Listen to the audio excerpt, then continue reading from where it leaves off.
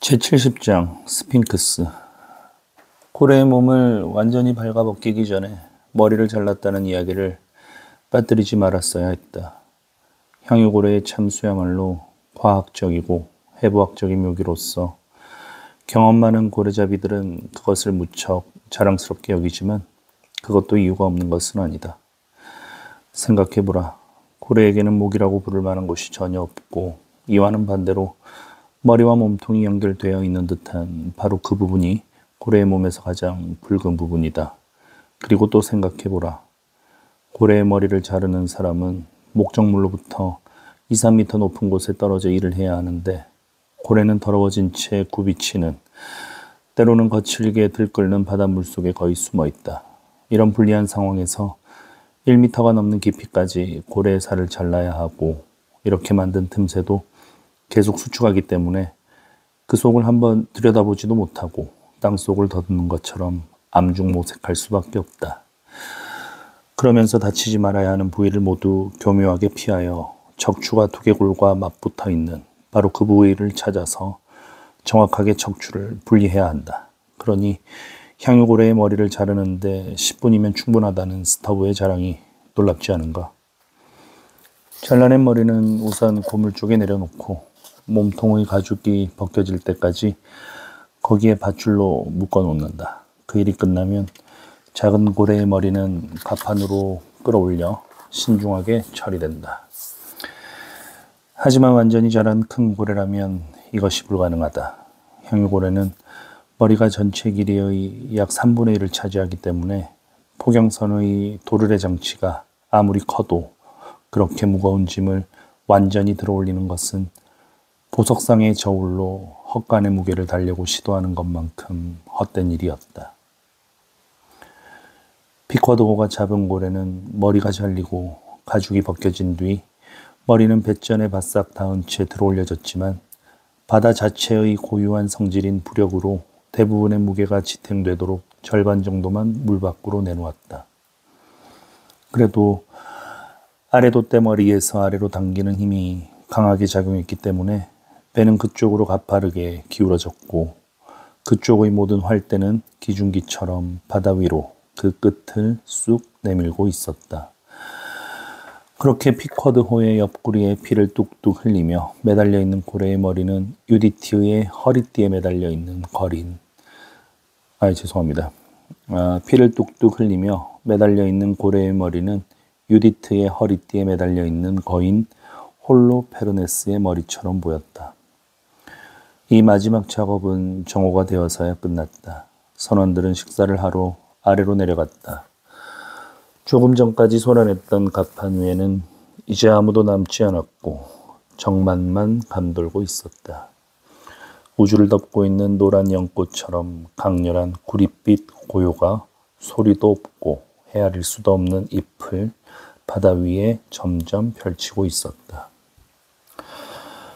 잠시 시간이 흐른 뒤 에이헤브가 선실에서 나와 혼자 이 고요 속으로 들어왔다. 그는 뒷갑판을 몇 번 오락가락 하다가 멈춰서서 뱃전 너머를 내려다본 다음 주돛대 밧줄을 뱃전에 고정시키는 닷사슬로 천천히 다가가서 스타브가 고래의 머리를 자른 뒤 거기에 놓아둔 고래삽을 집어들더니 한쪽 끝을 목발처럼 겨드랑이에 받치고 기대 서서 공중에 반쯤 매달려 있는 고래머리에 두 눈을 주의 깊게 고정시킨 채 그 고기 덩어리의 아랫부분을 고래삽으로 쿡쿡 찔렀다.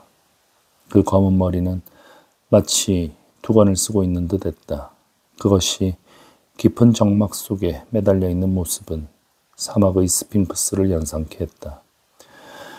말해다오, 거대하고 장엄한 머리여. 에이헤브가 중얼거렸다. 수염은 없지만 여기까지 이끼가 끼어 있어서 백발로인 같구나. 말해다오. 위대한 머리여. 네 안에 있는 비밀을 말해다오. 물속에 사는 생물 가운데 너만큼 깊이 잠수하는 것은 없다. 지금 반짝이는 햇빛을 받고 있는 그 머리는 이 세상의 밑바닥을 지나왔다. 그곳에는 세상에서 잊힌 사람들과 함대들이 녹슬어가고 밝혀지지 않은 은밀한 희망과 수많은 닷들이 썩어가고 프리기탐 같은 이 지구의 흉악한 선창에는 익사한 수백만 명의 뼈가 바닥짐 대신 실려 있다. 그 무서운 물의 나라에 너에게 가장 편안한 이 집이 있었다. 종소리도 잠수부도 가보지 못한 그곳에 너는 있었다. 그곳에서 수많은 선원들과 함께 잤다. 잠 못 이루는 어머니들은 그곳에 누울 수만 있다면 목숨까지도 기꺼이 바칠 것이다. 너는 불타오르는 배에서 연인들이 서로 끌어안고 뛰어내리는 것을 보았다. 그들이 가슴과 가슴을 맞대고 기뻐 날뛰는 파도 밑으로 가라앉는 것을 보았다. 하늘이 그들을 배반하는 것처럼 보였을 때 그들은 서로에게 충실했다. 너는 한밤중에 갑판에서 해적들에게 살해된 항해사가 바다로 내던져지는 것을 보았다. 그는 몇 시간 동안이나 탐욕스러운 목구멍의 어둠 속으로 점점 더 깊이 빠져들어갔다. 그런데도 그를 죽인 자들은 무사히 항해를 계속했다. 하지만 가까이에 있던 배, 정직한 남편을 애타게 기다리는 아내의 품으로 데려다 주었을 그 배는 재빠른 번개에 와들와들 떨었다. 오, 고래의 머리여, 너는 행성들을 쪼개고 아브라함을 미dom이 없는 자로 만들 만큼 많은 것을 보았지만 한마디도 하지 않는구나. 돛이 보인다. 주댓도의 꼭대기에서 기운찬 목소리가 외쳤다. 뭐라고? 신나는 소식이구나. 에이헤브가 갑자기 몸을 꼿꼿이 세우면서 외쳤다. 그의 이마에서 먹구름이 말끔히 사라졌다. 이 진절이 나는 정막 속에서 그 활기찬 소리를 들으면 누구라도 기운이 나겠다. 어디냐? 좌현 앞쪽 3도 방향입니다. 바람을 타고 이쪽으로 오고 있습니다. 더욱 좋군. 성바울도 그쪽에서 오실 거야. 바람 한 점 없어 움직이지 못하는 우리에게 순풍을 가져다 주시겠지. 오, 자연이여. 오, 인간의 영혼이여. 형언할 수 없을 만큼 그대 둘은 닮았구나. 물질 속에서 가장 작은 원자가 움직이거나 살아있으면 마음속에서도 그것을 교묘하게 복제한 것처럼 똑같은 것이 거기에 대응하여 움직이지. 제71장 제로보암호의 이야기. 배와 산들바람은 손을 잡고 다가왔다. 하지만 바람이 배보다 빨리 다가왔기 때문에 피커드호는 이내 흔들리기 시작했다. 이윽고 쌍안경으로 보니 낯선 배에 포경보트가 실려있고 돛대 꼭대기에는 망군이 올라가 있는 것으로 미루어 보아 그것이 포경선인 것을 알 수 있었다. 하지만 바람이 불어오는 쪽으로 너무 멀리 떨어져 있었고 다른 어장으로 가려는 것처럼 빠르게 달리고 있었기 때문에 피커드호가 그 배를 따라잡을 가망은 없었다. 그래서 신호기를 올려서 그 배가 어떻게 반응하는지 보기로 했다. 여기서 말해둘 것은 미국 포경선들은 해군 군함과 마찬가지로 제각기 고유한 신호기를 갖고 있다는 것이다. 그 신호기는 배 이름과 함께 한 권의 책의 수록되어 있고 선장은 누구나 그 책을 가지고 있다. 따라서 포경선 선장들은 바다에서 꽤 멀리 떨어져 있어도 아주 쉽게 서로를 알아볼 수 있다. 피커드호가 신호기를 올리자 마침내 낯선 배도 신호기를 올렸다. 신호기를 보니 그 배는 낸터컷 선적의 포경선인 제로보암호였다. 제로보암호는 활대를 용골과 직각으로 하고 바람 불어오는 쪽에서 달려와 피커드호의 바람 불어가는 쪽의 직각 방향으로 멈추더니 보트를 내렸다. 보트는 곧 가까이 다가왔다. 스타벅은 방문하는 선장의 편의를 위해 사다리를 준비하라고 명령했지만 문제의 선장은 그런 조처가 전혀 필요 없다는 표시로 자기 보트의 고물에서 손을 내저었다. 알고 보니 제로보암호에 악성 전염병이 퍼져 있어서 메이휴 선장은 피커드호 선원들에게 전염될 것을 우려하고 있었다. 선장 자신과 보트의 선원들은 감염되지 않았고 게다가 배는 라이플총 사정거리의 절반쯤 떨어져 있었고 그 사이로 오염되지 않은 바닷물과 공기가 흐르고 있었지만 메이휴 선장은 육지의 엄격한 격리 규정을 양심적으로 준수하여 피커드호와 접촉하기를 강력히 거절했다. 하지만 상황이 이렇다고 해서 전혀 대화를 못한 것은 아니었다. 제로보암호의 보트는 피커드호와 몇 미터 거리를 유지하면서 이따금로를 사용하여 피커드호와 평행을 유지하려고 했었다. 피커드호는 추도대의 돛이 역풍을 받아 느릿느릿 힘들게 나아가고 있었다. 이따금 큰 물결이 갑자기 굽이치며 밀려와 보트를 저만큼 앞으로 밀어내기도 했지만 보트는 곧 교묘하게 적당한 위치로 되돌아왔다. 그 밖에도 이따금 이와 비슷한 방해를 받으면서 대화가 계속되었다. 하지만 때로는 전혀 다른 종류의 방해도 없지 않았다. 저마다 한가락하는 괴짜들이 모여서 전체를 이루는 거친 포경 생활에서도 제로보암호의 보트를 젓고 있는 한 사람은 정말 기묘해 보였다. 몸집도 작고 땅딸막한 그 사내는 아직 젊은 나이인데 얼굴은 온통 주근깨 두성이고 수치 많은 노랑머리를 길게 늘어뜨리고 있었다. 유대 신비주의자가 입는 것 같은 긴 옷자락의 빛바랜 호두색 외투로 몸을 감싸고 손을 덮은 긴 소매를 손목까지 걷어 올리고 눈 속에는 광적인 망상이 깊이 뿌리를 내리고 있었다. 이 사람을 멀리서 어렴풋이 보자마자 스터브가 외쳤다. 저놈이다. 저놈이야. 타운호호 사람들이 말한 긴 옷 입은 건달이 바로 저놈이야.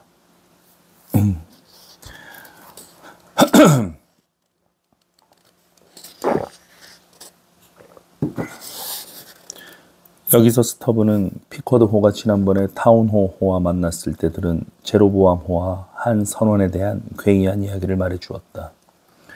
이 이야기와 나중에 들은 이야기에 따르면 문제의 사내는 제로보암호의 선원들 사이에 불가사의한 영향력을 휘두르고 있었다고 한다. 스터브의 이야기는 이러했다.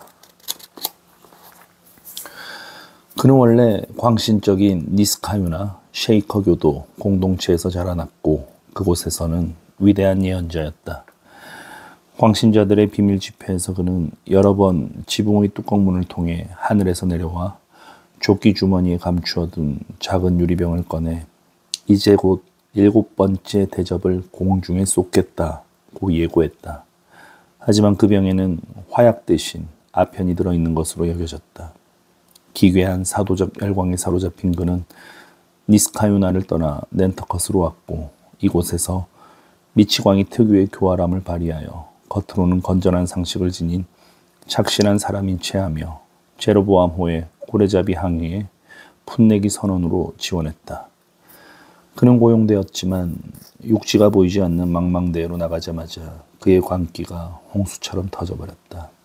그는 대천사 가브리엘을 자칭하며 선장에게 바다로 뛰어들으라고 명령했다. 그는 선언서를 발표하여 자기가 모든 섬의 구세주이자 오세아니아 전체의 주교 되리라고 말했다. 그렇게 선언할 때의 그 단호한 진지함, 끊임없이 활발하게 활동하는 상상력의 음울하고 대담한 작용, 진정한 망상이 불러일으키는 불가사의한 공포가 융합되어 대다수 무지한 선원들은 이 가브리에겔에서 성스러운 분위기를 느끼게 되었다. 게다가 그들은 가브리엘을 두려워했다. 이 구절은 다시 읽겠습니다. 그렇게 선언할 때의 그 단호한 진지함, 끊임없이 활발하게 활동하는 상상력의 음울하고 대담한 작용, 진정한 망상이 불러일으키는 불가사의한 공포가 융합되어 대다수 무지한 선원들은 이 가브리에겔에서 성스러운 분위기를 느끼게 되었다.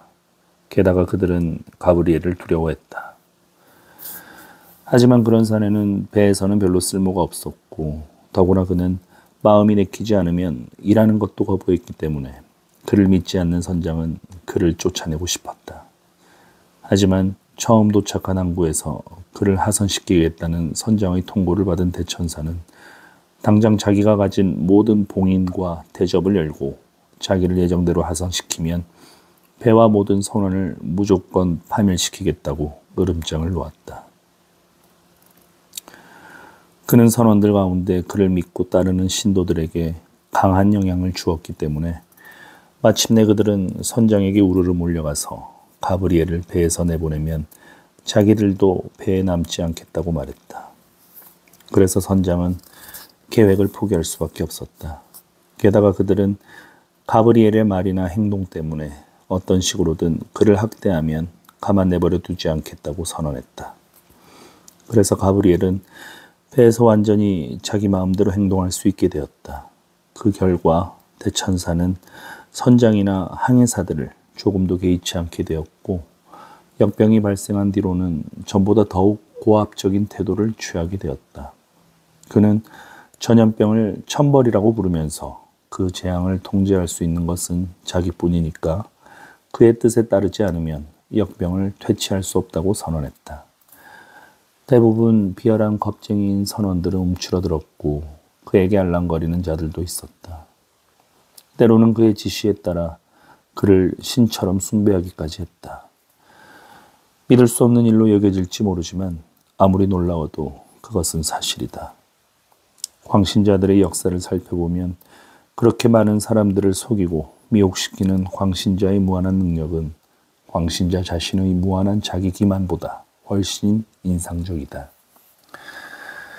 하지만 이제 피쿼드호로 이야기를 돌릴 때가 되었다.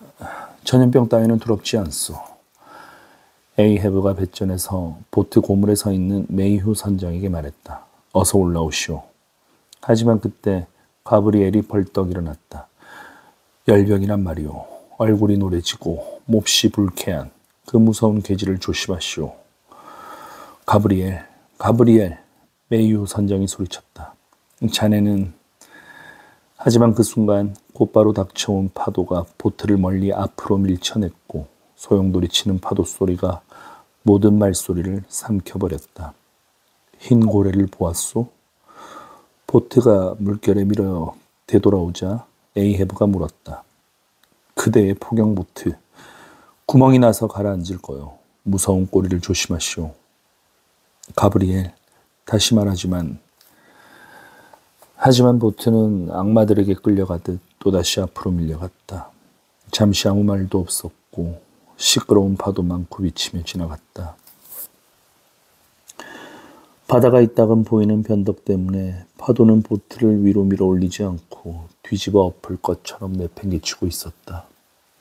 높이 끌어올려진 향유고래의 머리는 격렬하게 뒤흔들렸고 가브리엘은 대천사에게 어울리지 않게 걱정스러운 눈으로 그것을 지켜보고 있었다. 이 막간의 총극이 끝나자 메이휴 선장은 모비딕에 대해 우울한 이야기를 시작했다. 하지만 모비딕이라는 이름이 나올 때마다 가브리엘이 가로막았고 바다도 가브리엘과 동맹이라도 맺은 것처럼 미친 듯이 날뛰며 이야기를 방해했다.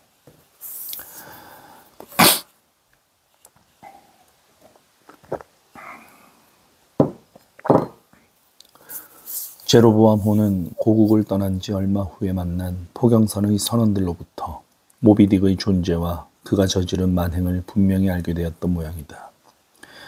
이 정보를 탐욕스럽게 빨아들인 가브리엘은 그 괴물을 만나도 절대 공격하면 안 된다고 선장에게 경고했고 광기에 사로잡혀 알아들을 수 없는 말을 짓거렸다.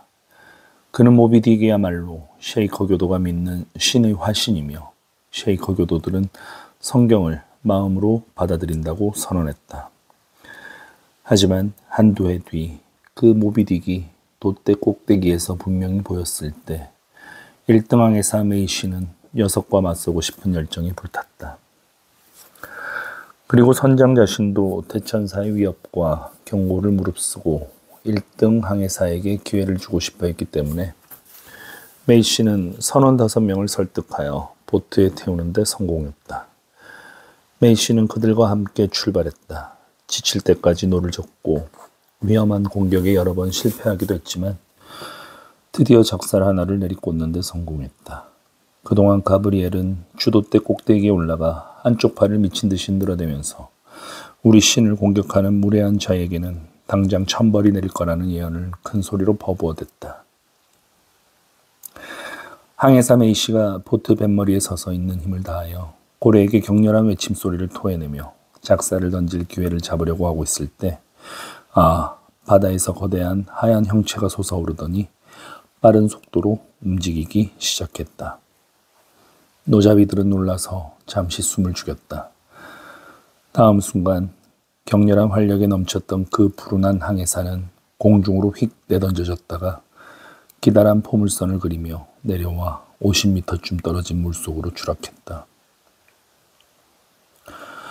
보트는 나무 토막 하나 상하지 않았고 노잡이들은 머리털 하나 다치지 않았는데 항해사는 영원히 물속에 가라앉고 말았다. 여기서 알아둬야 할 것은 향유고래를 잡을 때 일어나는 치명적인 사고들 중에 이런 참사는 결코 드물지 않다는 사실이다. 때로는 그렇게 목숨을 잃은 사람 외에는 아무 손해도 입지 않는 경우도 있지만 보트의 뱃머리가 날아가거나 보트장이 서 있는 널빤지가 그와 함께 떨어져 나가는 경우가 더 많다. 하지만 가장 이상한 점은 시체를 건져보면 완전히 죽어서 뻣뻣해졌는데도 시체에서 폭력의 흔적을 하나도 찾아볼 수 없을 때가 한두 번이 아니라는 것이다. 본선에서는 메이시의 몸이 바다로 떨어지는 것까지 포함하여 이 모든 재난을 똑똑히 보고 있었다. 그때 귀를 찢는 듯한 날카로운 소리가 들려왔다. 천벌이다. 천벌이야. 가브리엘은 그렇게 부르짖으며 공포에 사로잡힌 선원들에게 고래를 쫓는 것을 중지하라고 명령했다. 이 무서운 사건으로 대천사의 영향력은 더욱 커졌다. 일반적인 예언은 누구나 할 수 있고 넓은 테두리 안에 가득 차 있는 수많은 관역 가운데 하나를 어쩌다 우연히 맞힐 수도 있지만 가브리엘을 믿는 신봉자들은 그가 그런 일반적인 예언을 한 것이 아니라 실제로 일어난 재난을 구체적으로 특정하여 예고했다고 믿었기 때문이다. 그는 배에서 형언할 수 없는 공포의 대상이 되었다. 메이휴가 이야기를 마치자 에이헤브는 그에게 질문을 퍼부었다. 그래서 낯선 선장은 기회가 생기면 흰 고래를 사냥할 작정이냐고 묻지 않을 수 없었다. 이 물음에 대해 에이헤브는 물론이요 하고 대답했다. 그러자 가브리엘은 당장 자리에서 벌떡 일어나 노인을 노려보면서 손가락으로 아래를 가리키며 격렬하게 외쳤다. 생각해보시오. 신을 모독한 자를 생각해보시오. 그 자는 죽어서 저기 가라앉았소. 신을 모독한 자의 종말을 조심하시오. 에이헤브는 완고하게 고개를 돌리고 메이휴에게 말했다. 선장, 방금 생각났는데 내가 잘못한 게 아니라면 내 우편낭 속에 당신 배의 선원에게 가는 편지가 있소. 스타벅, 가서 우편낭을 찾아보게. 모든 포경선은 다양한 배에 전해줄 꽤 많은 편지를 지니고 떠난다. 그 편지들이 임자에게 제대로 전달되려면 내 대양 어느 곳에서든 그들을 만나야 하지만 그것은 순전히 우연에 달려있다. 그래서 대부분의 편지는 결국 목표에 이르지 못하고 2, 3년이 지난 뒤에야 겨우 임자 손에 들어가는 경우도 많다.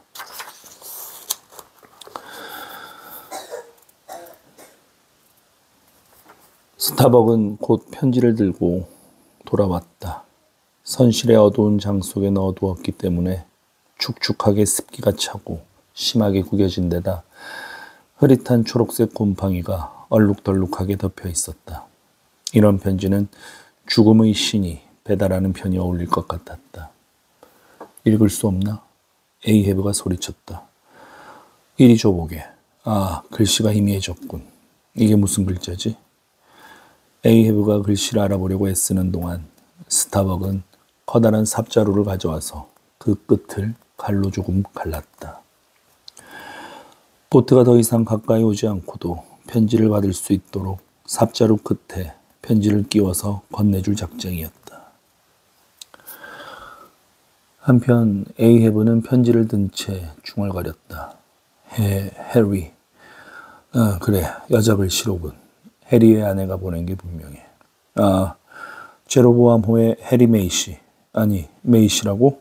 그 사람은 죽었잖아. 안 됐군. 안 됐어. 부인한테서 온 편지로군. 메이휴가 한숨을 쉬며 말했다. 하지만 내가 받겠소. 아니, 당신이 갖고 계시오. 가브리엘이 에이헤브에게 외쳤다. 당신도 이제 곧 메이시가 있는 곳으로 가게 될 테니까. 벼락 맞을 놈. 에이헤브가 고함을 질렀다. 메이휴 선장, 자, 이걸 받으시오.